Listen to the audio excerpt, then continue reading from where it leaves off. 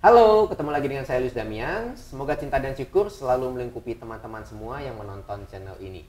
Dan kali ini spesial banget.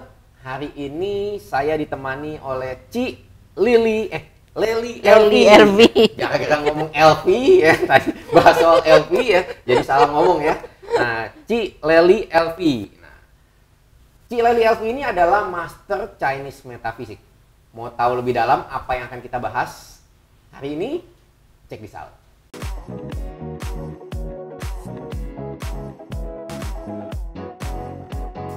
Halo Ci, thank you mau datang ke sini. Dan sebelumnya mau tanya dulu nih.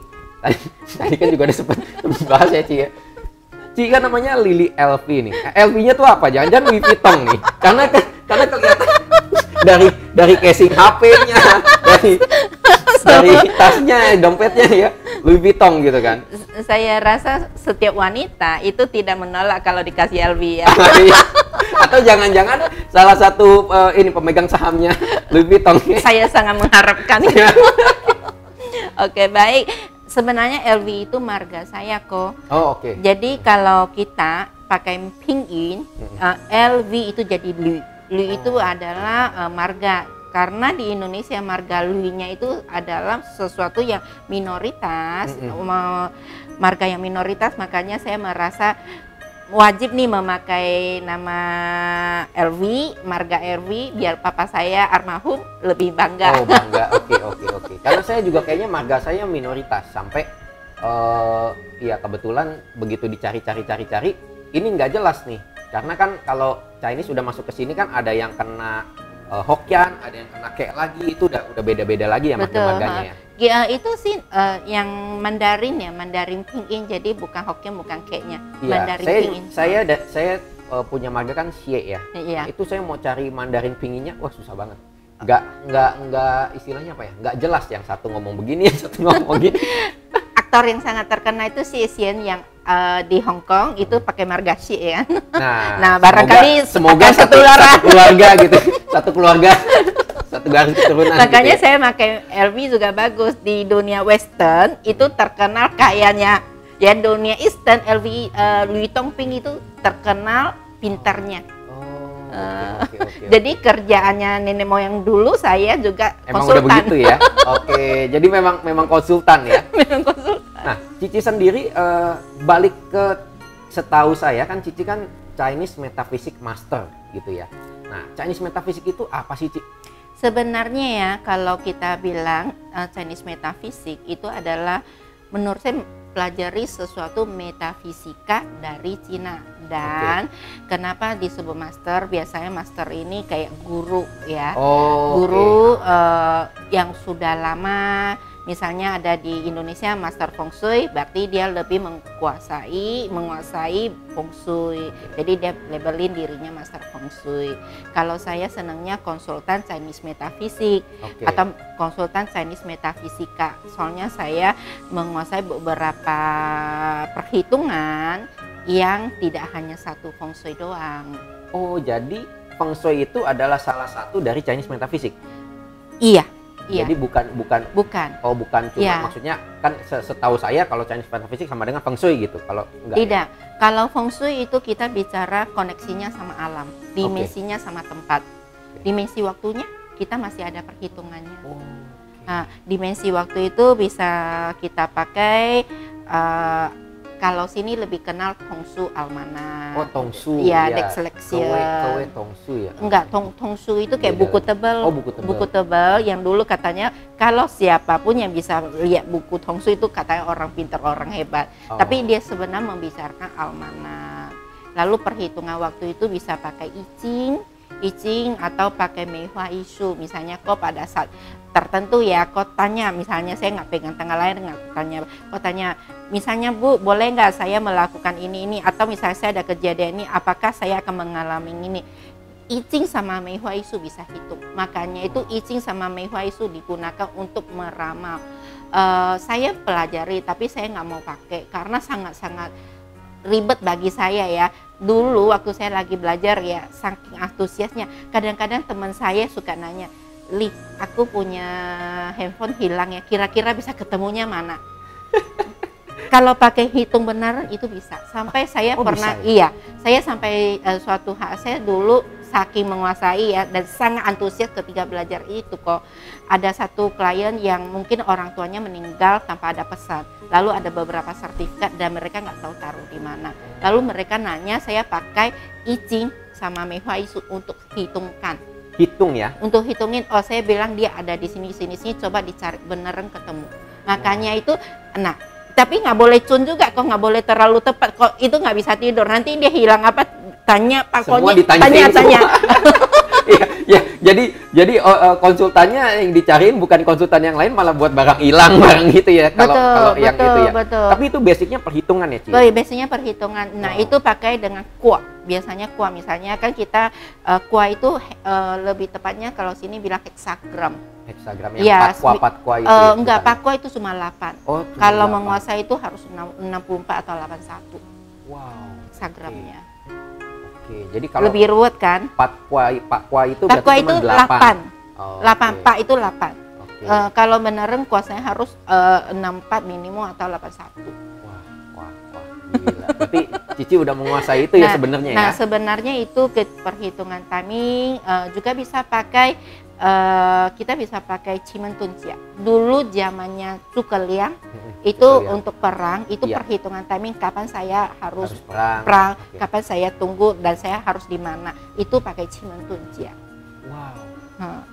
Nah, habis itu kita main dimensi tempat. Dimensi tempat itu kita pakai feng shui. Feng shui itu masih ada feng shui aliran bentuk, feng shui bintang terbang, Shen Kong, juga bisa dengan mungkin I Ching juga bisa pakai, Cimentuncia juga bisa pakai untuk feng shui-nya. Nah, lalu ketika kita menguasai feng shui ya kok, kita harus menguasai cat personal. Kita harus menguasai polanya manusia karena tempat ini kan yang tinggal itu adalah manusia kan. Makanya kita harus bisa mempelajari Pazi, kita harus bisa mempelajari Zhuwei Dousu. Nah, dua-duanya saya menguasai kok. Wow, bukan dua-duanya, berarti banyak banget ya tadi. Oh, jadi balik lagi kalau Cici nggak hanya spesial di Feng Shui, tapi di Chinese Metaphysics. Jadi itu whole ya? Whole ya, kok. satu sistem saya keseluruhan berani gitu ngomong, ya? saya konsultan Chinese Metaphysics karena saya belajarnya banyak. Saya dari 2000, saya mulai belajar pertama kali itu di 2005-2006 ya. Sampai setiap tahun rata-rata saya belajar kok. Dan selalu ketemu yang berbeda-beda. Oh, oke. Oke, satu lagi kok aku lupa. Perhitungan ke manusia adanya face reading, palm reading, bone reading, tulang. Tulang juga? Tulang bisa ukur juga. Nah, saya yang paling saya nggak pelajari ketiga itu. Palm, wajah, face, tulang. Karena ya, itu satu candaannya. Kata suhu saya, kata guru saya, biasanya kalau makin pinter di sana nanti jadi yang di kelenteng bukan. Zaman dulu, ya kan, bukan konsultan gitu ya? Ya zaman dulu begitu kan? Oke, iya. Ya kan semua orang pinter carinya ke kelenteng ya. Oke. Itu zaman dulu, itu zaman. Kenapa? Karena sebenarnya paling orang antusias itu palm reading sama face reading. Pengen tahu ya. Iya, dan itu di sana, nah ya. Itu cepat sekali. Nah, kalau saya biasanya saya berdasarkan data kok. Biasanya saya terima klien, data nggak lengkap saya biasanya nggak mau terima. Oh, karena misalnya balik lagi Cici whole system ya. Jadi datanya mesti lengkap semua ya. Iya, misalnya kau datang dengan saya, kau bilang, ini saya mau hitung tanggal lahir saya sekian, saya sionya apa? Saya bilang, kok tanggal lahir ada jamnya nggak? Kau bilang nggak ada, saya nggak tahu. Sebenarnya kita berhenti di situ. Walaupun sebenarnya kalau kata teman saya sih Pace itu kan ya jam kalau nggak keluar juga masih oke ya. Tapi sebenarnya jadi kurang detail aja gitu ya. Gini kok, Pace 8 bisa disebut Pace itu karena 8 huruf. Oke. 8 huruf aja, 2 huruf dari tahun, 2 huruf dari bulan, 2 huruf dari hari, 2 huruf dari jam. Oke, komposisi kalau hilang 2, oh iya, berapa persen ya? aja? Oh iya, oh itu toh. Iya. Oke. Makanya ada satu lagi, kalau Pace, kau bisa tanya teman, kalau kita hitungnya adalah tahun, itu ceritanya masa kecil, bulan masa remaja, Lalu misalnya yang hari itu kita bilang dewasa ada ya. Tua ini itu adanya di jam. Oh, di Kalau jam. makin berusia 30-40 itu jam itu peranan penting. Oke. Makanya kalau klien yang biasanya kalau di IG ya, mohon maaf juga ya, kalau di IG atau YouTube cuma menanyakan bahwa saya kuda api, saya cocoknya apa, itu rasanya bagi saya itu gerem banget. Itu nanyanya kayak, oke, saya mau ke Jakarta, tapi Jakartanya mana? Iya, hanya Jakarta ya. Iya. Oh, nggak jelas ya. Nggak Mau ke jelas. Jakarta Utara, Jakarta Barat Iya. atau apa. Itu pun sebenarnya masih ada tempat lagi ya. Betul, kalau misalnya itu udah saya Jakarta Barat itu mungkin bulannya Iya, deh ya kan. Oke, saya mesti di Kemana? ya Iya. Puri ya. Iya, ke Oke, Puri. Puri masih ada di Iya, mall betul. itu begitu. Oke, ada mall apa lagi, terus udah begitu tempatnya di mana, restoran Betul, apa misal kamu betul. ketemunya. Oke, Nah, oke, waktu oke. saya ketemu juga klien kasih saya tanggal lahir, saya nggak langsung analis langsung cerita, saya masih tanya historicalnya, karena kita mesti ngecek, kita pakai jamnya itu adalah jam solar loh kok, bukan jamnya yang menit ya 10-10 gitu ya kan, 10-12 gitu, bukan kok. Nanti dari jam misalnya dia lahirnya antara 10-30 itu paling bingung kok, karena Indonesia lebih telat 30 menit. Kok perhatiin matahari pas tengah-tengahnya itu di Indonesia jam berapa, itu perhitungannya ada di situ. Saya mesti convert dengan jam solar. Oh, jadi dari jam itu harus di-convert lagi ya? Harus semudah itu nggak ya semudah berarti itu, makanya saya satu hari mahalnya saya mungkin ininya saya satu hari saya cuma terima satu klien. Oh, oke. Tapi buat dapetin waktunya Cileli, kalau kalian tahu ya teman-teman ya, sebenarnya nih nanya-nanya nih udah dari tahun lalu. Cuman pas ya mungkin pas ya semesta mendukung gitu ya. Ini pas lagi cap gome, ya kan? Pas banget cap gome ya. Bisa datang Cileli ke sini buat bahas soal ini, dan menarik banget ya. Saya juga jadi buka wawasan banget, ternyata nggak semudah itu ya. Saya sangat terima kasih ya, memang terima kasih sekali banyak teman-teman yang ngajak saya mau syuting bareng, mau kolaborasi. Tetapi teman-teman tahu nggak, saya sebenarnya ada satu kekhawatiran, saya takut terkenal. Takut terkenal. Iya, waktu Ko Yulius bilang nanti saya bikin Cileli lebih terkenal, saya lebih takut lagi. Nggak butuh lagi. Karena mungkin salah satunya karena Cici terlalu detil ya orangnya ya. Jadi satu hari kan cuma satu klien. Kalau Iya. Cici makin terkenal tuh bisa-bisa nggak ada liburan kali Ci. Iya. Dan saya seorang wanita sih ya, saya butuhnya itu sebenarnya saya seneng berkarir di Chinese Metaphysics, itu di kerjaan sesuatu yang menurut saya passionnya saya, hobinya saya. Kata asisten saya, kalau saya jelatin feng shui atau apa bisa melihat bahwa mata saya bersinar-sinar lagi jelasin sesuatu. Oh, ini juga kelihatan bersinar banget nih. Maksudnya waktu jelasin begini tuh bener-bener kayak memang keluar menyenangin ya. ya kan, passionnya saya di situ benar. Ya, tapi saya nggak kejar target, mau satu hari mau misalnya pagi, siang, malam gitu, saya juga nggak mau kok. Kan yang penting yang saya tangani, saya maunya itu berkualitas gitu loh, bukan banyak jumlahnya. Ya, bukan dunia ini kadang bukan hanya kita cari uangnya aja kok, tapi ketika kepuasan. Jadi misalnya saya sampai saya ditangani Bu Leli ada improve loh, nanti dia biar makasih ya Ci, saya punya anak, makasih ya Ci, saya lebih maju, maka itu yang membuat saya bisa makin semangat jalaninnya kok. Makanya kadang-kadang di IG ya juga mohon maaf kalau DM bilang saya mau konsultasi pribadi, saya mau apa, bukan nggak mau, saya sudah terima. Biasanya saya tanganin pertanyaan apapun itu datang ke saya tanganin dengan hati, bukan asal-asalan ya. Iya. Tapi ya balik lagi namanya kita ada waktu juga untuk klien ya. Jadi mungkin yang di DM Instagram itu belum bisa terjawab sepenuhnya gitu Ci ya. Berjodoh deh, saya selalu bilang berjodoh ya. Seperti kau juga karena berjodoh, karena kau mau sabar, lalu mau nanya berulang kali. Waktu itu ya apa Cileli bilang kan, oh iya saya lupa ya. Iya. Karena saya bukan tipe yang mau ngejar sesuatu itu ya. Saya sangat-sangat klien itu sampai di tangan, misalnya teman sampai di tangan, semua itu saya mau tanganinya dengan bagus. Makanya sebenarnya saya nggak sanggup tanganinya banyak, tapi saya mau tangani semua itu lebih maju dari tahun satu ke tahun berikutnya. Jadi buat teman-teman semua sebenarnya ya Cileli juga ada megang beberapa selebriti ya, cuman nggak bisa diungkapkan ya karena tadi takut terkenal. takut terkenal gitu ya. Nah, kalau Cileli sendiri pertama kali seneng Chinese metaphysics itu kan tadi bilang 2005-an ya. Nah, kok bisa sih jadi ke Chinese metaphysics? Padahal kan biasa kalau, mohon maaf ya, kalau dia zaman dulu yang kita lihat di TV-TV, kalau yang feng shui kan itu yang suhu yang pakai itu kan rata-rata kan cowok ya, bukan cewek ya kan. Nah, kalau ini kan Cici kan cewek nih, kok seneng ke sana gitu? Panjang ceritanya, cuma ceritanya singkat begini. Yang saya selalu ingin tahu dari Chinese metaphysics yang mungkin saya beda, passionnya saya bedanya dengan orang gini.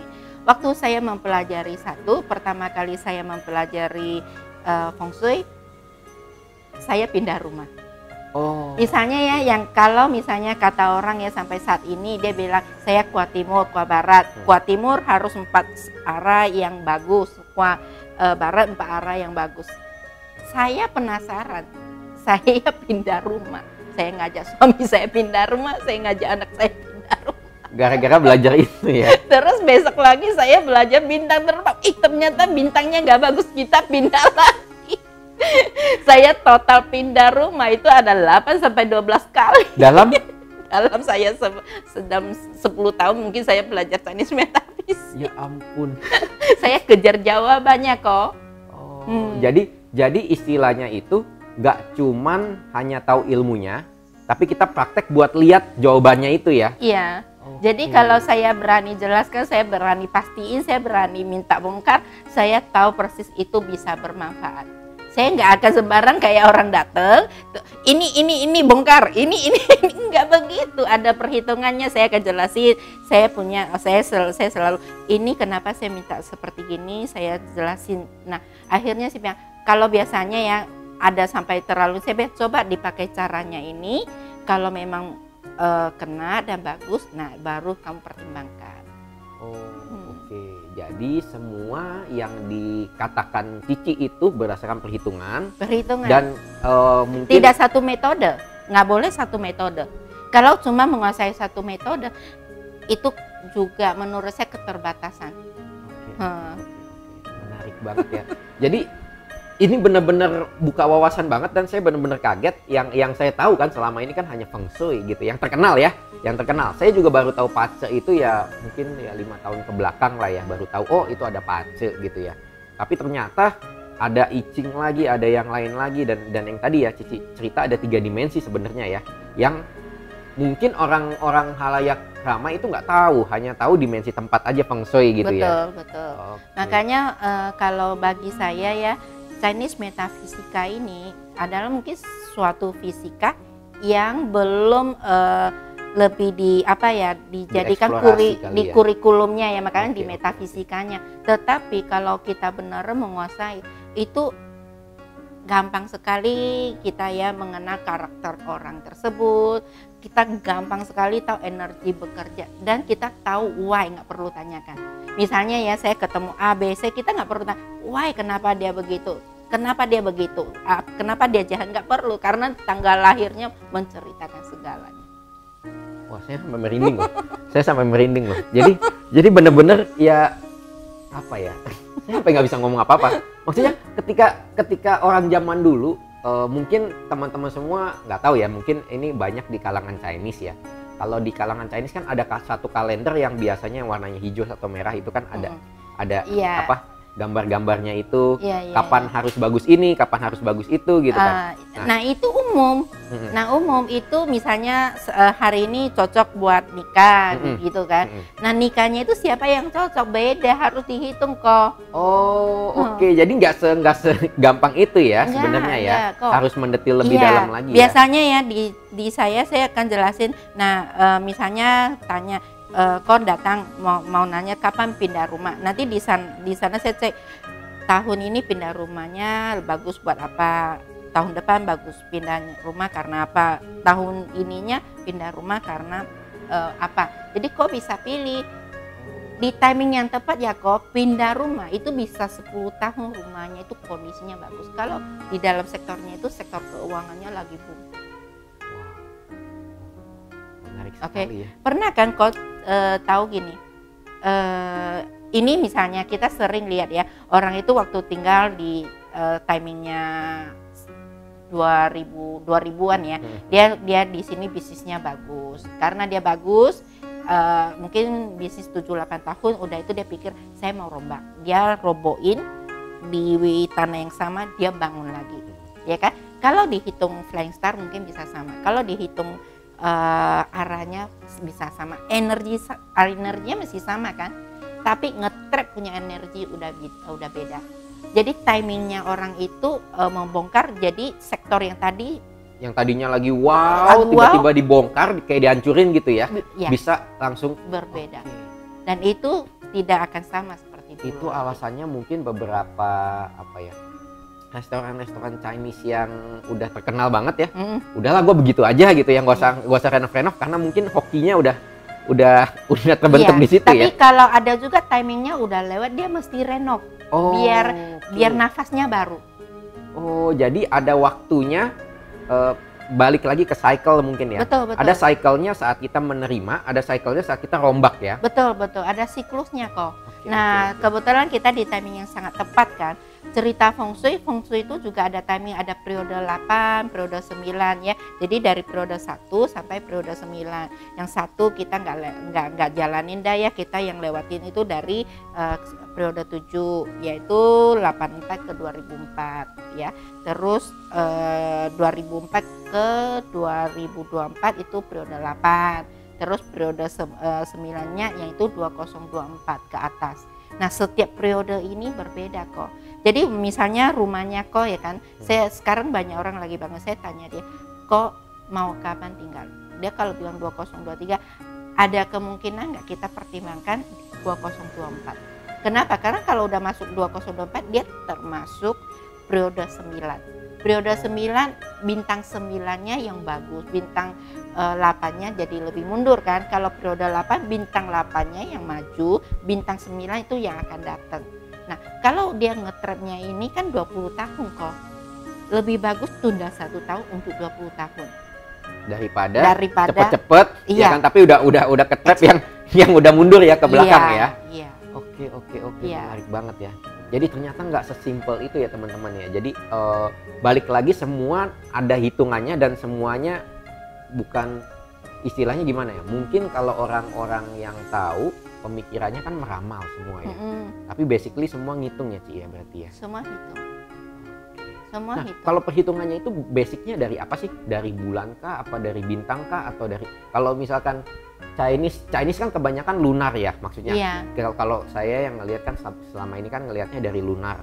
Ya kan, makanya kalau misalkan kalender kan kalau kalender yang biasa kita punya kan kalendernya solar ya, yang Cici bilang kan, solar Masehi kan solar gitu ya. Kalau Chinese kan lunar. Nah, kalau kayak Feng Shui ini ikutin lunar atau gimana? Sebenarnya Feng Shui ini solar sama lunar bagi kita sama aja.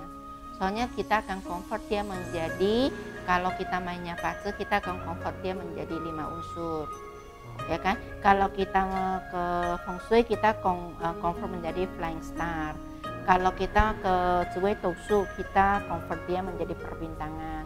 Jadi kalau saya sendiri saya kuasai yang aliran utara, 18 bintang utama dengan 4 bintang pembantu. Lalu dari bintang tersebut ya simpelnya selalu ada itu matahari sama bulan. Nah, perhitungannya seperti begitu. Terus menjadi ke-12 sektor, dari sektor diri sendiri sampai dengan sektor orang tua. Lalu dari 12 sektor ini kita mau zoom nih kok, kira-kira maunya apa? Saya carikan yang kau butuhnya apa. Oke, jadi sebenarnya lebih ke tailor made ya, custom made ya. Yeah. Si klien butuhnya apa, Cici yang sesuaikan gitu ya. Wow, keren banget sih. Ini sih keren banget, bener-bener saya. Maksudnya kalau ketika yang apa ya, wawasan saya masih kecil banget gitu kan, cuma tahu Feng Shui, masalah arah mata angin lah, nggak boleh pintu ketemu pintu misalkan apa gimana, ternyata nggak segampang itu ya. Nah itu nanti pintu ke pintu tunggu ya video berikutnya atau tunggu video berikutnya. Jangan lupa teman-teman ya. Iya, saya mau cerita itu pintu ketemu pintu. Oke. Tidak seperti begitu, itu hanya bentuk. Bentuk yang Anda bisa search di internet itu hanya sebatas bentuk. Karena bentuk itu paling gampang untuk berbicara. Tapi kalau feng shui rasanya dia harus customize. Kayak kita harus sebuah kain dijadikan baju yang cocok siapa. Oh iya, benar. Bukan berarti misalkan pola begini saya pakai cocok di saya gitu ya. Oke. Menarik. Ini masuk akal. Analoginya masuk akal karena awalnya saya mikir kan cuman ya balik lagi ya. Ternyata kan ada 3 dimensi yang kita tahu selama ini dimensi 1 doang kan. 2 dimensi ini yang kita lupakan padahal 2 dibandingin 1 kan lebih besar 2 ya, Ci ya. Betul. Jadi jangan lupa teman-teman semua yang makin kepo sama Ci Lely ya, bisa di-follow Instagramnya, nanti akan keluar akunnya. Juga YouTube-nya juga udah ada ya, bisa di-follow. Lumayan, saya banyak belajar banget dari situ, apalagi kisah-kisah ngobrol sama teman saya, Owen ya, tentang percintaan, tentang rumah, ya kan, tentang jodoh sama tentang pekerjaan ya. Betul. Wah, itu rame banget di situ sih. Dan juga di situ juga ada tentang tahun macan air ini, sio-sio apa yang lagi bagus banget gitu ya. Betul.